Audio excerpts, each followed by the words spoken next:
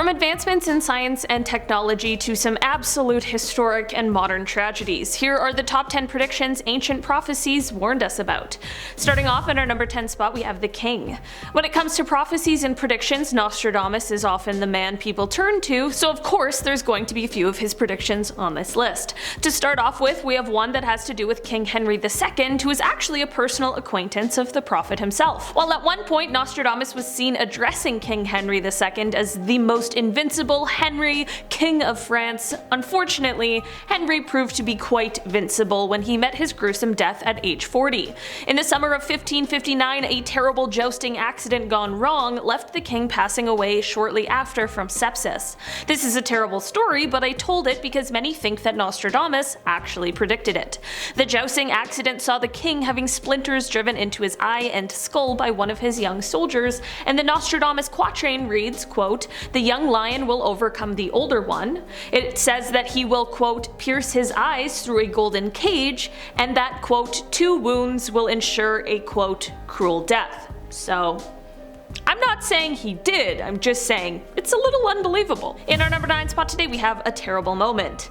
When President John F. Kennedy was assassinated, it definitely was quite a pivotal moment for the United States, and like with any big event, people wanted to see if there were signs or indications that this was bound to happen.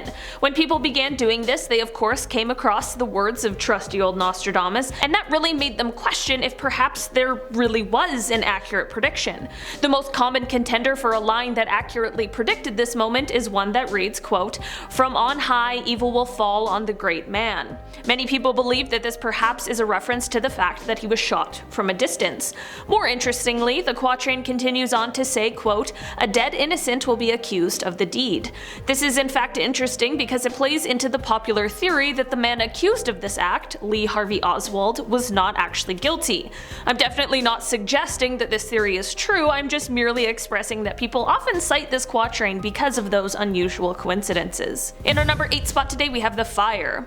So for this Nostradamus prophecy, let's start out with the quatrain in question. It reads, quote, "The blood of the just will commit a fault at London, burnt through lightning of 23's the 6. The ancient lady will fall from her high place. Several of the same sect will be killed." There are many people who believe that this quatrain was actually one that predicted the Great Fire of London that occurred in 1666.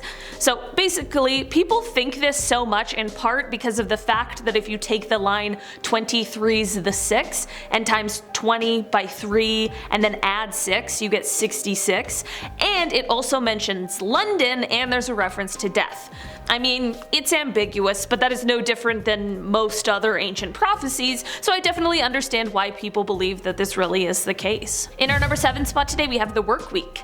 100 years ago, W.L. George made a series of predictions for what he believed the world would be like now in 2022, and this is one that hasn't fully yet been seen, but it's definitely something that is in the works in some places. The prediction reads, quote, "Americans will be less enterprising and much more pleasure-loving. They will have rebelled against long hours. The chances are that in 2022, few people will work more than 7 hours a day, if as much. The effect of this, which I'm sure sounds regrettable to many of my readers, will, in my opinion, be good." This is actually a really interesting one. Not only is it very cool and interesting to see someone having predicted this kind of thing all the way back in 1922, which is before the Second World War, but it's actually a huge topic of conversation right now. There are many places around the world that are cutting back their work weeks to lesser days or lesser hours, and to be honest, it's still a really controversial thing. In our number 6 spot today, we have an earthquake. Nostradamus actually had a prediction to do with natural disasters for this year, and it's entirely possible that it actually did come true. Nostradamus is said to have predicted that this year, Japan would have an earthquake that would strike in the middle of the day. Listen, it wasn't in the middle of the day, but not too long ago on March 16th, a strong and deadly earthquake struck just off of the coast of Fukushima, Japan, and it was measured at a 7.4 magnitude. Following this event, a 30-centimeter tsunami was also recorded. In the aftermath of the disaster, it was reported that there were 225 injuries and sadly 4 deaths as a result. It truly is a terrifying reality whether it was predicted or not. In our number 5 spot today we have technology. It is no secret that Nikola Tesla was certainly a man ahead of his time. He is known for his brain and scientific advancements and creations, so it's no wonder that he was able to have some incredibly accurate predictions years before they were to become realistic. More than 60 years before the first cell phone and 90 years before Wi-Fi existed, he is said to have predicted the existence of these two modern staples. He is quoted as saying, "It will soon be possible to transmit wireless messages all over the world so simply that any individual can carry and operate his own apparatus." I mean, in our world it's hard to imagine these things not existing, but back then it really was more of an unbelievable feat than we can fully realize. In our number 4 spot today we have From Earth to the Moon. Of course, the Apollo 11 astronauts made history when they became the first people to set foot on the moon. I mean, the famous quote really is true: "One small step for man, a giant leap for mankind." It was absolutely mind-boggling at the time that this technology was possible. Sending people up into space. Who would have thought? Well, to be honest, Jules Verne did back in 1865. Over a century before the step actually took place, Jules Verne wrote about two men who were bound for the moon when they were on board a projectile that was fired from a cannon. It was written in his novel From Earth to the Moon, and maybe Buzz Aldrin and Neil Armstrong weren't fired from a cannon, but it is still quite an interesting prediction for the time nonetheless. To make it even more interesting, in the novel Jules placed the rocket launch in Florida, which would, again, over a century later, become the site of the Kennedy Space Center. In our number 3 spot today we have debit cards. Okay, debit cards have gone from swiping to chips being inserted to tap, and now they can just be on your phone. You don't even need the card anymore. They've had quite the progression and are such a staple that it's hard to picture a time without them. Well, back in the time before they existed, people were imagining a time with them.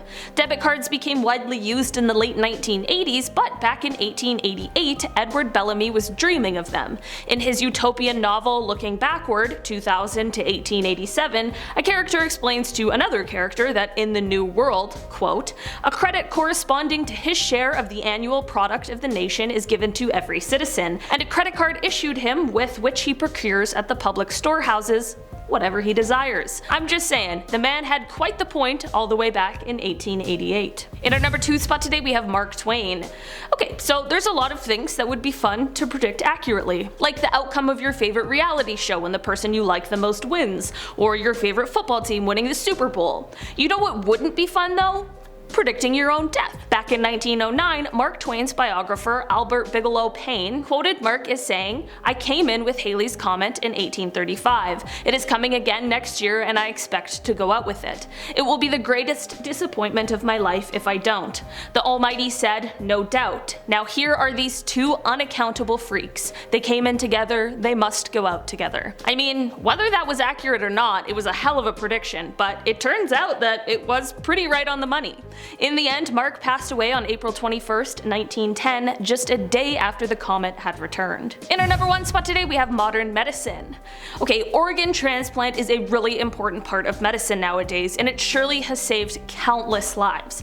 I mean, we're now at the point where we're making artificial organs that may actually be completely functional, which is insane. But what if I told you that 300 years before the first major organ transplant occurred, there was someone out there predicting that it would happen? Robert Boyle, known as the father of modern chemistry, made a list of predictions and really hopes of what he thought medicine could potentially achieve, and this is one he thankfully got quite right. Other predictions he made includes the prolongation of life and the recovery of youth. If he could help us out with that last one, I'm sure we'd all thank him. Alright guys, that has been our list for today. Thanks so much for checking it out. I've been your host today, Olivia Kozlowski, and I'll see you next time. Bye!